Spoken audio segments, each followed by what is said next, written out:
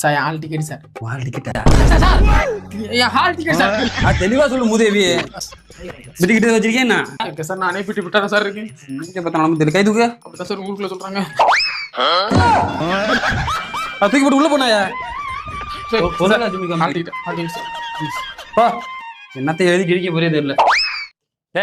Paper பாத்தி எழுது, பக்கத்துல பாத்தி எழுது. சொல்லிக்கிட்டே இருக்கேன், அப்புறம் நான் அங்க பாக்குறா. உனக்கு என்னடா வேணா பாக்குற?